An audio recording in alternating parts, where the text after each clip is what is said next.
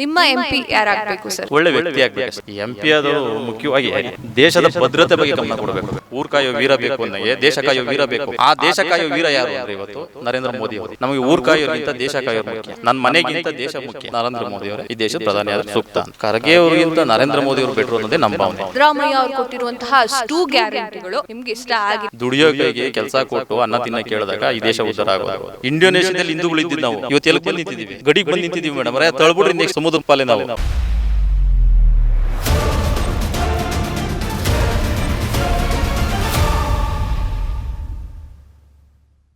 Sir ನಮಸ್ತೆ sir. ನಮಸ್ತೆ. Okay, ನಿಮ್ಮ ಎಂಪಿ ಯಾರಾಗಬೇಕು ಸರ್? ಯಾರು ಒಳ್ಳೆ ವ್ಯಕ್ತಿ ಆಗಬೇಕು. ಓಕೆ, ಡಿ ಕೆ ಸುರೇಶ್ ಅವರು ಇದ್ದಾರೆ, ಅವರಿಗೆ ಟಿಕೆಟ್ ಸಿಕ್ಕಿದೆ ಕಾಂಗ್ರೆಸ್ಸಿಂದ. ಹಾಗೆ ಬಿಜೆಪಿಯಿಂದ ಡಾಕ್ಟರ್ ಮಂಜುನಾಥ್ ಅವ್ರಿಗೆ ಟಿಕೆಟ್ ಸಿಕ್ಕಿದೆ. ಅವರಿಬ್ಬರಲ್ಲಿ ಯಾರಾದರೆ ಉತ್ತಮ ಅಂತ ಅನ್ಸುತ್ತೆ ನಿಮಗೆ? ಹೌದಾ, ಇಬ್ಬರೇ ಆಯ್ತಾರೆ ಅಂತ ನಿಮ್ಗೆ ಯಾವ ಗ್ಯಾರಂಟಿ? ಯಾರು ಎಂ ಪಿಗೆ ಯಾರು ಸ್ಪರ್ಧೆ ಮಾಡಲ್ವಾ? ಬೆಂಗಳೂರು ಗ್ರಾಮಾಂತರ ಕ್ಷೇತ್ರಕ್ಕೆ ಇಬ್ಬರೇನ ಸ್ಪರ್ಧೆ ಮಾಡೋದು? ಈಗ ಅವ್ರ ಹೆಸರೇ ಕೇಳಿ ಬರ್ತಾ ಇದೆಯಲ್ಲ. ನಾನು ಕೇಳೋದು ನಿಮ್ಮ ಮಾಧ್ಯಮದವರಿಗೆ, ಇಬ್ಬರನ್ನ ಯಾಕೆ ಚೂಸ್ ಮಾಡ್ಕೋತೀರಾ? ಯಾಕೆ ನಾಗರಿಕರು ಯಾರು ಇಲ್ವಾ?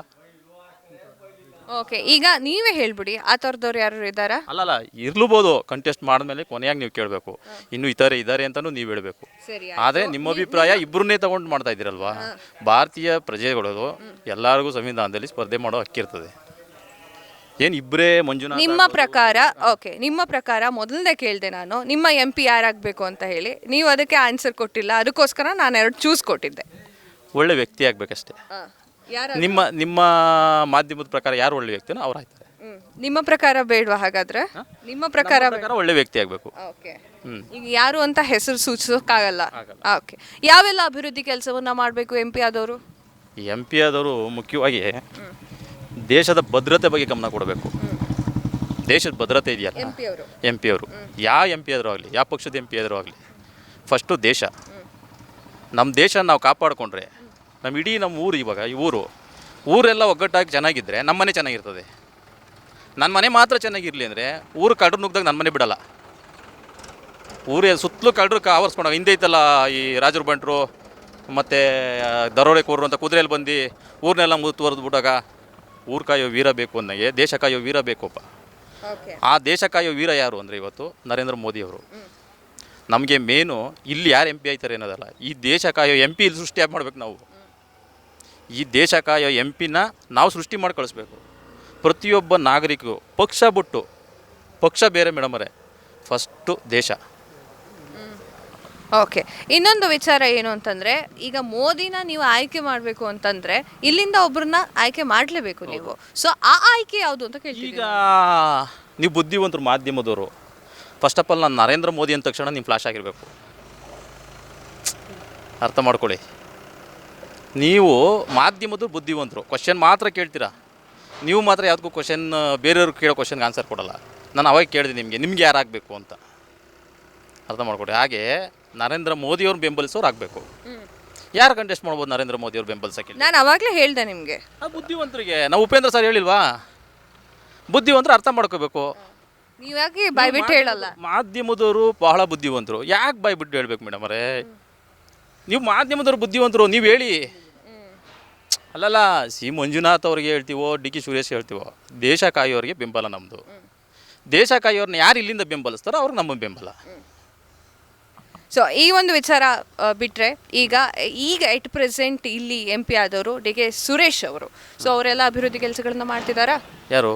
ಸುರೇಶ್ ಅವರು. ಈಗ ನಮಗೆ ಎಂ ಪಿಲಿ ಇದೊಂದು ಗ್ರ್ಯಾಂಟ್ 80 ಲಕ್ಷ ಸ್ಯಾಂಕ್ಷನ್ ಆಗಿದೆ. ಇದು ಬಿಟ್ಟರೆ ಬೇರೆ ಯಾವುದು ಸ್ಯಾಂಕ್ಷನ್ ಆಗಿಲ್ಲ. ಅಭಿವೃದ್ಧಿ ಕುಂಠಿತ ಆಗ್ತಿದೆಯಾ ಹಾಗಾದರೆ? ಏನು ಕತೆ? ಈಗ ನಾವು ಹೇಳಿದ್ವಲ್ಲ ಅವಾಗೇನೆ, ನಮಗೆ ಊರು ಕಾಯೋರ್ಗಿಂತ ದೇಶ ಕಾಯೋರು ಮುಖ್ಯ. ನನ್ನ ಮನೆಗಿಂತ ದೇಶ ಮುಖ್ಯ. ಆ ದೇಶಕ್ಕೆ ನಮ್ಮ ಬೆಂಬಲ. ನಿಮ್ಮ ಮಾಧ್ಯಮದವರು ನೀವು ಭಾಳ ಬುದ್ಧಿವಂತರಿದ್ದೀರಾ.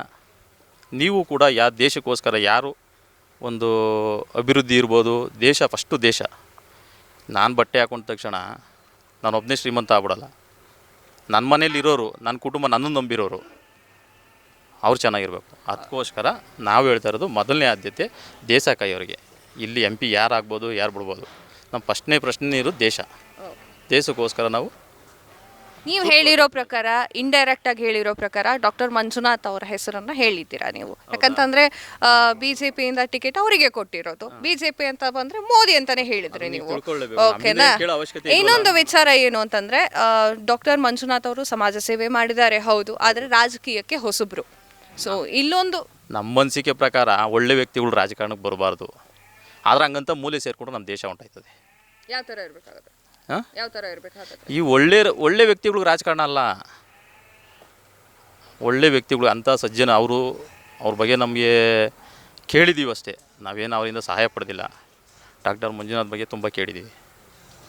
ಅದರಿಂದ ಅವರು ಈ ದೇಶಕ್ಕೆ ನನ್ನ ಲೆಕ್ಕಾಚಾರ ಇವತ್ತೇನಾದರೂ ಆರೋಗ್ಯ ಸಚಿವರು ಏನಾದರೂ ಆದರೆ ಕೇಂದ್ರದಲ್ಲಿ ಒಳ್ಳೆಯ ಅಭಿವೃದ್ಧಿ ಕೆಲಸ ಮಾಡಬೇಕು. ಯಾವ ಅಭಿವೃದ್ಧಿ ಅಂದರೆ ಎರಡೇ ಮೇಡಮರ ಇವತ್ತು ಆರೋಗ್ಯ ವಿದ್ಯೆ. ನಮ್ಮ ದೇಶದಲ್ಲಿ ಮಹಾ ಪಿಡುಗಾಗಿ ತಿಳ್ಕೊಬಿಡೋದೆ. ಒಂದು ಆರೋಗ್ಯ, ಬಡತನದಲ್ಲಿ ಎಷ್ಟೋ ಜನ ಇವತ್ತು ಕ್ಯಾನ್ಸರ್ ಪೇಷಂಟ್ಗಳು ಗಣಕಲ್ಲಿದ್ದಾರೆ, ಅರ್ಥ ಮಾಡ್ಕೊಳ್ಳಿ. ಫಸ್ಟು ಆರೋಗ್ಯ, ಎರಡನೇದು ವಿದ್ಯೆ. ಇದಕ್ಕೆ ದೇಶದಲ್ಲಿ ಒಳಗಡೆ ಇರ್ತಕ್ಕಂಥವ್ರು ಆವಾಗ ನಮ್ಮ ದೇಶ ಶ್ರೀಮಂತ ಆಯ್ತದೆ. ಇವೆರಡು ಶ್ರೀಮಂತ ಆದಾಗ ನಮ್ಮ ದೇಶನೇ ಶ್ರೀಮಂತ ಆಯ್ತದೆ. ಈ ಒಂದು ಗ್ರಾಮದಲ್ಲಿ ಎಲ್ಲರೂ ಡಿ.ಕೆ. ಸುರೇಶ್ ಅವರ ಹೆಸರನ್ನ ಹೇಳ್ತಾ ಇದ್ದಾರಾ ಅಥವಾ ಮಂಜುನಾಥ್ ಅವರ ಹೆಸರನ್ನ ಹೇಳ್ತಿದ್ದಾರೆ? ಜಾಸ್ತಿ ಕೇಳ್ತಾರೆ. ಇಬ್ಬರು ಇದ್ದಾರೆ. ಒಂದು ಗ್ರಾಮದಲ್ಲಿಂದ ಹಳ್ಳಿ ರಾಜಕಾರಣ ಗೊತ್ತಲ್ವಾ, ಇಬ್ಬರು ಇರ್ತಾರೆ, ಪರನೂ ಇರ್ತಾರೆ, ವಿರೋಧನೂ ಇರ್ತಾರೆ. ಆಮೇಲೆ ನಮ್ಮಲ್ಲಿ ಏನಂದರೆ ಚುನಾವಣೆ ಕಳೆಯೋವರೆಗೂ ಒಂದು ಪಕ್ಷ ಅಂತಾರೆ, ಆಮೇಲೆ ಅವ್ರವ್ರ ಕೆಲಸ ಅವ್ರವರು ಹಳ್ಳಿ ಕೆಲಸ ಮಾಮೂಲಿ. ಇವತ್ತು ಹೊಲ ಬಿತ್ತನೆ ಮಾಡುವಾಗ ನೀನು ಬಾರು ಅಂತಾರೆ, ಅವನು ಯಾವ್ದು ಕೋಟ್ ಹಾಕ್ನೋ ಅದು ಯಾವ್ದು ಬಿಟ್ಟನೋ ಅದು ಬೇರೆ ವಿಚಾರ. ಅದಕ್ಕೋಸ್ಕರ ದೇಶ ಕಾಯಿರಬೇಕು ಅನ್ನೋದು. ಓಕೆ, ನೀವೇ ಹೇಳಿರೋ ಪ್ರಕಾರ ಪ್ರಧಾನಮಂತ್ರಿ ಯಾರಾಗಬೇಕು ಅಂತ ಕೇಳಿದ್ರೆ ಮೋದಿಯವರು. ಯಾಕೆ ಸರ್ ಅವರೇ? ಅಲ್ಲ, ಯಾಕೆ ಅಂತ ಮಾಧ್ಯಮದವ್ರು ಕೇಳಬಾರ್ದು ಕ್ವಶನ್ ಅದನ್ನು. ಯಾಕೆ ನೀವು ಇನ್ನೊಬ್ರಿಗೆ ಹೇಳ್ಬೇಕು, ನಮ್ಮಂಥ ಹಳ್ಳಿಲಿರ್ತಕ್ಕಂಥ ಮುಗ್ಧ ಜನಕ್ಕೆ ನೀವು ಹೇಳಬೇಕು ಯಾಕೆ ನರೇಂದ್ರ ಮೋದಿಯವ್ರು ಆಗಬೇಕು, ಅವ್ರು ಏನೇನು ಅಭಿವೃದ್ಧಿ ಕೆಲಸ ಮಾಡೋದು. ನಮಗಿಂತ ದಾಖಲೆ ಹೇಳ್ಬಿಡಿ ಸರ್ ಒಂದ್ಸಲ. ಇಲ್ಲ, ದಾಖಲಾತಿ ಇರೋದು ನಮ್ಗಿಂತ ನಮ್ಮ ಹತ್ರ ದಾಖಲಾತಿ ಇಲ್ಲ, ನಾವು ಹೇಳ್ಬೋದು ಅಷ್ಟೇ ಬಾಯ್ಲಿ. ನಾವು ಪ್ರತಿಯೊಂದನ್ನು ಬಾಯ್ಲಿ ಹೇಳ್ಬೋದು ಅಷ್ಟೇ. ಅಲ್ಲ, ಏನೇ ಆಗಲಿ ಇವಾಗ ನೀವು ತೋರಿಸಿದ ಮಾಧ್ಯಮದ ಪ್ರಕಾರ ತಿಳ್ಕೊಂಡಿರೋ ಪ್ರಕಾರ ನರೇಂದ್ರ ಮೋದಿಯವರೇ ಈ ದೇಶದ ಪ್ರಧಾನಿ ಆದರೂ ಸೂಕ್ತ ಅಂತ. ರಾಹುಲ್ ಗಾಂಧಿ ಅವರಾಗಿರ್ಬೋದು, ಮಲ್ಲಿಕಾರ್ಜುನ್ ಖರ್ಗೆ ಅವರಾಗಿರ್ಬೋದು, ಯಾಕೆ ಆಗಬಾರ್ದು? ಅಲ್ಲ, ಅವರು ಆಗ್ಬೋದು, ಆಗಬಾರ್ದು ಅಂತ ಏನಿಲ್ಲ ಪ್ರಜಾಪ್ರಭುತ್ವದಲ್ಲಿ. ಅಲ್ಲ, ನಾನು ಇಲ್ಲಿ ಕೇಳಿದ್ದೀನಿ, ಪ್ರಜಾಪ್ರಭುತ್ವದಲ್ಲಿ ಆಗಬಾರ್ದು ಅಂತ ಏನಿಲ್ಲ. ಆದರೂ ಇಲ್ಲಿ ಸರ್ಕಾರ ರಚನೆ ಮಾಡೋಕ್ಕೆ ಬಹುಮತ ಬೇಕು. ಹಾಗೆ ಇವಾಗ ಒಬ್ಬ ವ್ಯಕ್ತಿ ಒಳ್ಳೇನು ಅಂದ ತಕ್ಷಣ ತಳ್ಬಿಟ್ಟು ಇನ್ನೊಬ್ಬನ ಮಾಡೋದು ಸೂಕ್ತನಾ? ಒಳ್ಳೆಯವನು ಕೆಟ್ಟವನಾದರೆ ಬೇಕಾದ್ರೆ ತಳ್ಳೋಣ. ನರೇಂದ್ರ ಮೋದಿ ಕೆಟ್ಟವರು ಅಂತ ತಳ್ಬಿಡೋಣ, ಖರ್ಗೆ ಅವ್ರನ್ನೇ ಮಾಡ್ಬಿಡೋಣ. ಖರ್ಗೆ ಅವ್ರಿಗಿಂತ ನರೇಂದ್ರ ಮೋದಿಯವರು ಬೆಟ್ರು ಅನ್ನೋದೇ ನಮ್ಮ ಭಾವನೆ. ಓಕೆ, ಈಗ ಅಧಿಕಾರವನ್ನು ಒಂದ್ಸಲ ಹೊಸಬ್ರಿಗೆ ಕೊಟ್ಟು ನೋಡಬಹುದಲ್ವಾ ಅಂತ ನಿಮಗೆ ಮಾಡಿದರೆ ಕೊಟ್ಟು ನೋಡ್ಬೋದಲ್ಲ ಮೇಡಮ್ ಅವರೇ. ನಾನು ಅದನ್ನು ಹೇಳ್ತಾ ಇದ್ದೀನಲ್ಲ, ದೇಶ ಕಾಯೋ ವೀರನ್ನ ನೀವು ಹೇಳ್ತಾ ಇರೋದಕ್ಕೆ ಇವಾಗ ನಮ್ಮ ದೇಶ ಕಾಯ್ತಾರೆ ಯಾರೋ ಒಬ್ಬ ಯೋಧ ಹೋಗಿರ್ತಾನೆ, ನೀವು ಹೇಳೋ ಲೆಕ್ಕಾಚಾರ ಅವ್ನು ಮನೆ ಕಳಿಸ್ಬಿಟ್ಟು ಇಲ್ಲಿ ಯಾರೋ ನನ್ನದು ದನ ಮೇಸಂತ ತೊಗೊಂಡೋಗಿ ಯೋಧನ ಮಾಡೋಕ್ಕಾಯ್ತದ? ನಾನು ಯೋಧ ಆಗಾಯ್ತದ ಮೇಡಮ್ ಅವರೇ? ನನಗೆ ಯಾವುದೇ ಟ್ರೈನಿಂಗ್ ಮಾಡಬೇಕು, ನಾನು ಯಾವುದೇ ಯೋಧ ಆಗಬೇಕು. ಆ ಥರ ನರೇಂದ್ರ ಮೋದಿಯವರು ಇವತ್ತು ಆಯುಧ, ನಮ್ಮ ದೇಶದ ಆಯುಧ ಆಗಿ ರೆಡಿ ನಿಂತವ್ರು ಅವರು. ಅಂಥವ್ರ ಕೈಲಿರೋದೇ ಸೂಕ್ತ. ಅವ್ರ ಬಗ್ಗೆನೂ ಕೆಲವೊಂದು ನಾಯಕರುಗಳಾಗಿರಬಹುದು, ವಿರೋಧ ಪಕ್ಷದ ನಾಯಕರಾಗಿರ್ಬೋದು, ಹಲವಾರು ಮಾತುಗಳನ್ನ ಆಡ್ತಾ ಇದ್ದಾರೆ ಮೇಡಮ್ ಅವರೇ. ಇವಾಗ ನಾನೇ ನಮ್ಮ ತಂದೆನ ಬೈತೀನಿ, ನನ್ನ ಮಕ್ಕಳೇ ನನ್ನನ್ನು ಬೈತಾರೆ. ಒಂದೇ ಮನೇಲಿ 3 ಪಕ್ಷ ಇರ್ತವೆ. ಅವೆಲ್ಲ ನಾವು ಅದೊಂದು ದೊಡ್ಡ ಕಾರಣ ಬೈಯೋದು, ಟೀಕೆ ಮಾಡೋದು ಮಾಮೂಲಿ. ಅದು ಪಿಸ್ತು ನೋಡಿ, ಇಷ್ಟು ಪ್ರಕೃತಿಲೇ ಲೆಕ್ಕ ಹಾಕೊಳ್ಳಿ, ದಿನಕ್ಕೆ 6 ಅವರ್ 12 ಅವರಲ್ಲಿ 12 ರೀತಿ ಇರ್ತದೆ ಪ್ರಕೃತಿಲೇ. ಇನ್ನು ಜನ ನಾವು ಸಾಮಾನ್ಯ ಮನುಷ್ಯರು ಅದನ್ನು ಹೇಳಲೇಬಾರ್ದು, 16 ಇದಿರ್ತವೆ. ಓಕೆ ಸರ್, ಭಾರತ್ ಜೋಡೋ ನ್ಯಾಯ ಯಾತ್ರೆಯನ್ನು ಶುರು ಮಾಡಿದ್ದಾರೆ, ಈಗ ಆಲ್ರೆಡಿ ಮುಗಿತಾ ಬಂದಿದೆ. ನಾನು ನಿಮ್ಗೆ ಹೇಳಿದೆ, ಕತ್ತಿ ಈಗ ದೇಶದ ಕತ್ತಿ ಯಾರು ಅಂದರೆ ನರೇಂದ್ರ ಮೋದಿಯವರು. ಸಾಣೆ ಹಿಡಿದು ರೆಡಿಯಾಗಿ ನಿಂತದೆ, ಮಾಡಲಿ ಬಿಡಿ. ಹಾಗಾದರೆ ಈಗ MP ಎಲೆಕ್ಷನ್ನಲ್ಲಿ ಮೋದಿಯವ್ರ ಮುಖ ನೋಡಿ ವೋಟ್ ಹಾಕೋರು ಜನ ಜಾಸ್ತಿ ಇದ್ದಾರಾ ಅಥವಾ ಅಲ್ಲಿನ MP ಗಳ ಮುಖ ನೋಡಿ ಅಥವಾ ಅಭಿವೃದ್ಧಿ ಕೆಲಸ ಮಾಡ್ತಾರೋ ಇಲ್ವೋ? ಎರಡೂ ತಾಳ್ಮೆ ಮಾಡ್ತಾರೆ. ಹಂಗಂತ ಏನು ಮೋದಿಯವರು ಅಂದ್ಬಿಟ್ಟು ಇಲ್ಲಿ ಇರ್ತಕ್ಕಂಥ ಅಭ್ಯರ್ಥಿಗಳು ಏನಾದರೂ ಅಕಸ್ಮಾತು ಅವರಲ್ಲಿ ಇರ್ತಕ್ಕಂಥ ಲೂಪೋಸ್ಗಳು ಗೊತ್ತಿದ್ರು ಯಾರೂ ಹಾಕಲ್ಲ. ಬರೇ ಅಂದರೆ ನರೇಂದ್ರ ಮೋದಿಯವ್ರು ನೋಡೇ ವೋಟ್ ಹಾಕ್ತಾರೆ ಅಂದರೆ ಸುಳ್ಳು. ಎರಡೂ ಮಿಕ್ಸ್ ಮಾಡ್ಕೊಂಡು ಸಿದ್ದರಾಮಯ್ಯ ಅವರು ಕ್ಯಾಂಡಿಡೇಟ್ಗಳು ಕೆಲಸ ಮಾಡಬೇಕು, ಸೂಕ್ತ ವ್ಯಕ್ತಿನ ಏನು ನರೇಂದ್ರ ಮೋದಿಯವ್ರಿಗೆ ಇವ್ರು ಸೂಕ್ತವಾದ ವ್ಯಕ್ತಿನ ಅಂತ ತೀರ್ಮಾನ ಮಾಡೇ ಓಟ್ ಹಾಕ್ತಾರೆ. ಬರೀ ನರೇಂದ್ರ ಮೋದಿಯವ್ರು ನೋಡಿ ಓಟ್ ಹಾಕ್ತಾರೆ. ನರೇಂದ್ರ ಮೋದಿ ಅಲ್ಲ, ಅದು ಅಭಿಪ್ರಾಯ ಒಂದು ಕಡೆ. ನಮ್ಮ ದೇಶ ಕಾಯೋದು ಒಳ್ಳೆ ವ್ಯಕ್ತಿ ಮಾಡಬೇಕಷ್ಟೇ. ಇನ್ನೊಂದು ವಿಚಾರ, ಸಿದ್ದರಾಮಯ್ಯ ಅವ್ರು ಕೊಟ್ಟಿರುವಂತಹ ಅಷ್ಟು ಗ್ಯಾರಂಟಿಗಳು ನಿಮ್ಗೆ ಇಷ್ಟ ಆಗಿದೆಯಾ ಅಥವಾ ನಿಮ್ಮ ಮನೆಗೆ ಬಂದು ತಲುಪ್ತಿದ್ಯಾ? ನಮ್ಮ ಮನೆಗೆ ಬಂದು ತಲುಪ್ತಿಲ್ಲ ಅಂತ ನಾವು ಹೇಳಲ್ಲ, ತಲುಪ್ತಿದೆ. ಮನೆಗೆ ಬಂದು ತಲುಪ್ತಿಲ್ಲ ಅಂತ ಹೇಳ್ತಾರೆ, ತಲುಪ್ತಿದೆ. ಆದರೆ ಯಾವತ್ತೇ ಆಗಲಿ ಈ ನಮ್ಮ ಹಿರಿಕರು ಒಂದು ಗಾದೆ ಮಾತು ಹೇಳವ್ರೆ, ಅಪ್ಪ ಪ್ರತಿ ಭಾನುವಾರ ಮಟನ್ ತಂದಾಗ್ತಾನೆ ಮನೆಗೆ, ಮಕ್ಳನ್ನ ಯಾರು ದುಡಿರೋ ಕೆಲಸ ಮಾಡುವ ಅಂತ ಯಾರು ಕೇಳಲ್ಲ.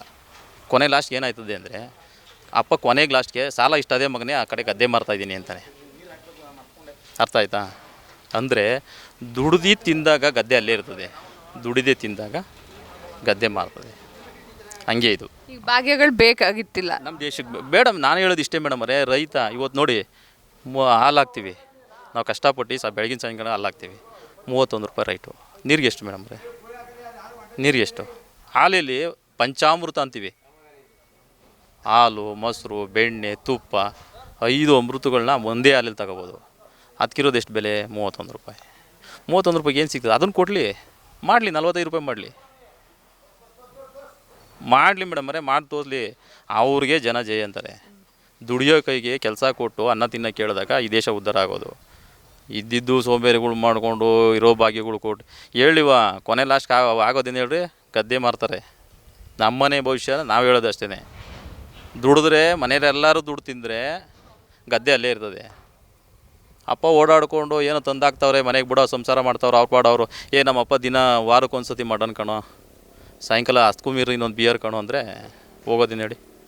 ಕೊನೆಗೆ ಅಷ್ಟು ಅಪ್ಪ ಏನು ಮಾಡ್ತಾನೆ ಹೇಳ್ರಿ? ಒಬ್ಬನೇ ದುಡ್ದು 5 ಜನ ಮಕ್ಳನ್ನ ಸಾಕಿದಾಗ ಒಬ್ಬ ಏನು ಮಾಡ್ತಾನೆ ಹೇಳ್ರಿ? ಸಾಲ ಮಾಡಿದ್ಮೇಲೆ ಏನು ಮಾಡ್ಬೇಕು ಹೇಳ್ರಿ? ಗದ್ದೆ ಮಾರಲೇಬೇಕು. ಆ ಭವಿಷ್ಯದ ಕೈಗೆ ಹೋಗೋದು ಬೇಡ ಅಂತ ನಾನು ಸಿದ್ದರಾಮಯ್ಯನಲ್ಲೂ ಮನೆ ಮಾಡ್ತೀನಿ. ಕೊಡಿ, ದುಡಿಯೋರ ಕೈಗೆ ಕೊಡಲಿ. ಈಗ ಮೋದಿ ಅಲೆ ವರ್ಸಸ್ ಸಿದ್ದರಾಮಯ್ಯ ಅವರ ಗ್ಯಾರಂಟಿ ಅಂತಲೇ ಹೇಳ್ತಾ ಇದ್ದಾರೆ. ಓಕೆನಾ? ಮೋದಿ ಅಲೆ ಎಷ್ಟು ಜೋರಾಗಿದೆಯೋ ಸಿದ್ದರಾಮಯ್ಯ ಅವರ ಗ್ಯಾರಂಟಿಗಳು ಅಷ್ಟೇ ಅದ್ಧೂರಿಯಾಗಿದೆ, ಜೋರಾಗಿದೆ. ಸಿದ್ದರಾಮಯ್ಯನವರು ಒಳ್ಳೆ ರಾಜಕಾರಣಿ. ನಾವು ಸಿದ್ದರಾಮಯ್ಯವ್ರ ಬಗ್ಗೆ ನಾವೇನು ಕೆಟ್ಟದಾಗ ಮಾತಾಡೋಲ್ಲ. ಮೋದಿಯವ್ರ ಪರ ಇದ್ದೀವಿ ಅಂದ್ಬಿಟ್ಟು ಒಬ್ಬ ರಾಜ್ಯದ ಮುಖ್ಯಮಂತ್ರಿಗೆ ಕೆಟ್ಟದಾಗ ಮಾತಾಡೋಕ್ಕೆ ನಮಗೇನಿಲ್ಲ. ಒಳ್ಳೆ ರಾಜಕಾರಣಿ. ಅವ್ರಿಗೆ ಹೇಳಿವ ಓಟ್ಗೋಸ್ಕರ ಮಾಡಬಾರ್ದು ಮೇಡಮ್ ಅವರೇ. ಏನಾದರೂ ನಮ್ಮ ಜನಕ್ಕೆ ಒಂದು ಒಳ್ಳೇದು ಮಾಡಬೇಕು ಅನ್ನೋ ಭಾವನೆ ಇರಬೇಕು. ಗ್ಯಾರಂಟಿ ನೋಡಿ ಓಟ್ ಹಾಕಿ, ಅದು ಸೂಕ್ತನಾ? ಗ್ಯಾರಂಟಿ ನೋಡಿ ಓಟ್ ಹಾಕಿ, ಅದಲ್ಲ. ಗ್ಯಾರಂಟಿ ನೋಡಬಾರ್ದು ಯಾವತ್ತೂ ಅಷ್ಟೇ. ಕೇಳಬಾರ್ದು, ನೋಡಬಾರ್ದು ಮೇಡಮ್ ಅವರೇ. ಅಭಿವೃದ್ಧಿ ಕೆಲಸ ನೋಡಿ. ದೇಶ ಇವಾಗ ನಮ್ಮ ದೇಶನ ಎಷ್ಟು ಇತ್ತು ರಾಜ್ಯದಲ್ಲಿ ಕೊಂಡಾಡ್ತಾರೆ. ಚೀನಾದವರು ಎಷ್ಟು ಸತಿ ಆಕ್ರಮಣ ಮಾಡಿದ್ರು. ಹಿಂಗೆ ಮಾಡ್ರಿ ನೆಕ್ಸ್ಟು ಪಾಕಿಸ್ತಾನ ಮಾಡಿಬಿಡ್ತಾರೆ. ದೇಶ ಹಿಂಗೆ ಹೋಯ್ತಾಯಿದ್ರೆ ಹಿಂದೂಗಳು ಇವಾಗ ನಾವು ಇಂಡೋನೇಷ್ಯಾದಿಂದ ಎಲ್ಲಿಗೆ ಬಂದು ನಿಂತಿದ್ದೀವಿ ಹೇಳ್ರಿ? ಇಂಡೋನೇಷ್ಯಾದಲ್ಲಿ ಹಿಂದೂಗಳು ಇದ್ದಿದ್ದು ನಾವು ಇವತ್ತು ಎಲ್ಲಿಗೆ ಬಂದು ನಿಂತಿದ್ದೀವಿ? ಗಡಿಗೆ ಬಂದು ನಿಂತಿದ್ದೀವಿ ಮೇಡಮ್ ಅವರೇ. ತಳ್ಬಿಡ್ರಿ ನೆಕ್ಸ್ಟಿಂದ ಇದು ಸಮುದ್ರದ ಪಾಲೆ ನಾವು. ಬಿಜೆಪಿ JDS ಮೈತ್ರಿ ಬಗ್ಗೆ ಏನು ಹೇಳ್ತೀರಾ ಸರ್? ಅದು ಅವ್ರವ್ರ ಪಕ್ಷದ ಬಿಟ್ಟು ವಿಚಾರ ಮೇಡಮ್ ಅವರೇ. ಅವ್ರವ್ರಿಗೆ ಬಿಟ್ಟು. ನಿಮಗೆ ಅಸಮಾಧಾನ ಇದೆಯಾ, ಸಮಾಧಾನ ಇದೆಯಾ? ಮೈತ್ರಿ ಮಾಡ್ಕೊಂಡಿದ್ದೀವಿ. ನಮ್ಗೆ ಹೇಳಿವ ನಾವು ಈ ಸಮಾಧಾನನೂ ಇಲ್ಲ, ಅಸಮಾಧಾನನೂ ಇಲ್ಲ. ನಮಗಿರೋದೇನಿದ್ರು ನರೇಂದ್ರ ಮೋದಿ ಅವರು ಅಷ್ಟೇ.